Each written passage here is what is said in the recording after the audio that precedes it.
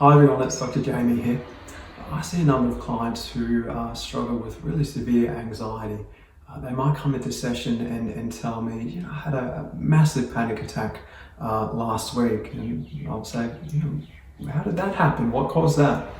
And they'll say something like, gee, I don't know, or there was no trigger. And that's not true. There is always a trigger to anxiety. Anxiety is our body's internal alarm system. It's designed to keep us alive, so it's triggered whenever there is a threat to safety, whether or not that is real or imagined. And one of the consequences that happens when we are disconnected from our internal world, our thoughts, our feelings, our fantasies, is that we become unaware when anxiety is starting to rise. And so if we're not sure of our anxiety when it's at a mild level or even sort of a moderate level, we're not really going to know we're anxious until it's really high. And so in another video I talked about a client that I had who only knew that she was anxious. Her only clue was when she was having a panic attack or if her skin broke out in severe eczema. So what do you do in those times when anxiety is really intense? If there's no objective danger in the environment, then anxiety must be about something happening internally, be it a thought, a feeling, a memory, an idea, a fantasy, something going on internally that we're just not fully conscious of at that time.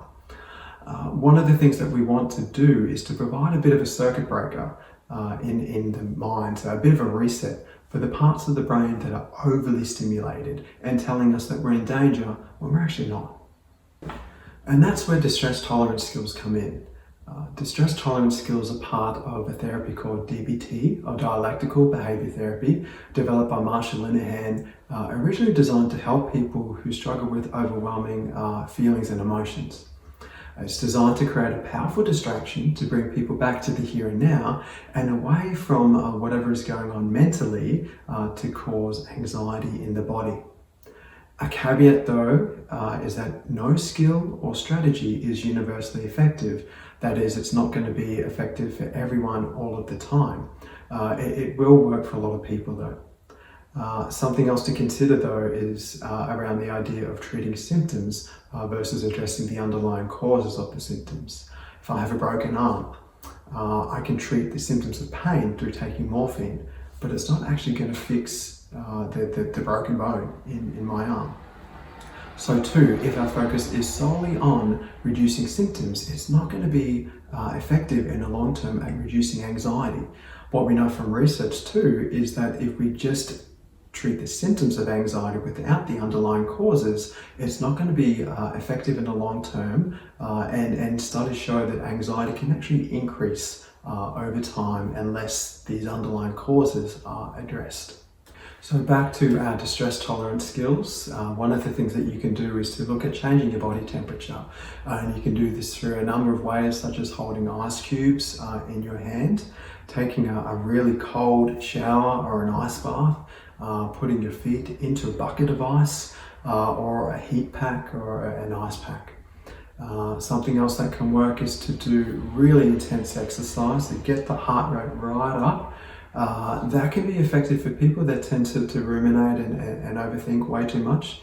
It helps to sort of slow this thing down a little bit and to bring you back into your body a little bit more. And something else that can help as well is just to engage some of the different senses in the body. So you might eat chili, bite or suck a lemon, a lime, bite into an onion, or drink really bitter coffee.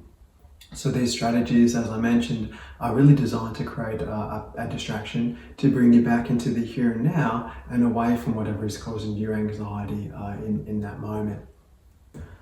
So we want to begin to focus on our body. That is, where do we experience anxiety and how do we experience it in the body? Is it a tightness in the chest? Is it sort of a knot in the stomach? Is it, kind of like difficult to breathe? Do I get kind of butterflies? Do I feel kind of dizzy? Do I get sort of tingly, particularly in the arms and the legs? When you start to notice the symptoms of anxiety, if there's more than one, just try to notice one at a time. Pay careful attention to it, and you want to really begin to just pay attention to what that sensation feels like in the body. It won't happen straight away, but if you stick at it for a period of time, what you should notice is that anxiety should begin to gradually kind of drop off. If you think about in primary school or high school, if you were running the 100-meter race, you probably get to the end of the race and you're really gasping for air, and it takes your body a while to kind of regulate its breathing pattern. So too with anxiety. If anxiety is really high, it's going to take your nervous system a little while to regulate itself and to get back into more of a normal rhythm. So stick at it. Persevere, and it should come down. And about the time in therapy with my clients when they get really good at this self-awareness, this mind-body connection, is when they start to make really big gains in therapy. So I hope this has been helpful for people. Let me know how you go with these strategies too, if you give any of them a try. Let me know how you go in the comments or the messages. If you want to stay up to date with future videos, please feel free to subscribe. And thank you so much for watching.